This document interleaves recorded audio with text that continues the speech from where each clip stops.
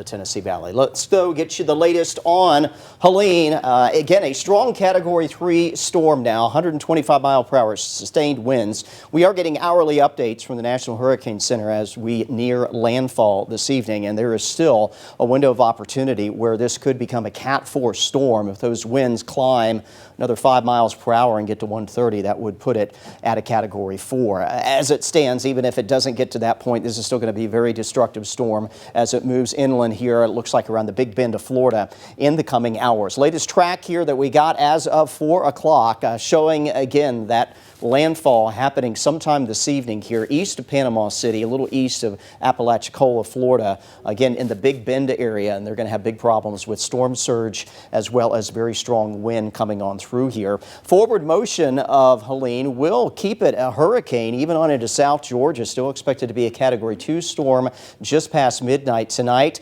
Still could be a tropical storm as it approaches the Atlanta area. Latest track though does show that we will be on the west side of it, and keep in mind with these systems along and east of where the center goes is where the worst weather is. Now that does not mean though that we will not still see impacts out of this. This will fizzle out to our north as we head into the weekend. These are the latest alerts. You see the hurricane warnings all the way up to the southern suburbs of Atlanta. Tropical storm warnings do include Cherokee County, but nowhere else here in North Alabama. So this is definitely going to have impacts very far inland, and we will feel some of those as well. There is a wind advisory out that kicks in just after midnight tonight, runs until just after midnight Friday night. That does include all the counties that we cover here in North Alabama. Future wind gust here showing that the worst of the wind is probably going to be tomorrow afternoon into the evening hours, where we could see winds gusting above 30 miles per hour at times. Keep in mind with Francine, we had wind gust for a good chunk of the day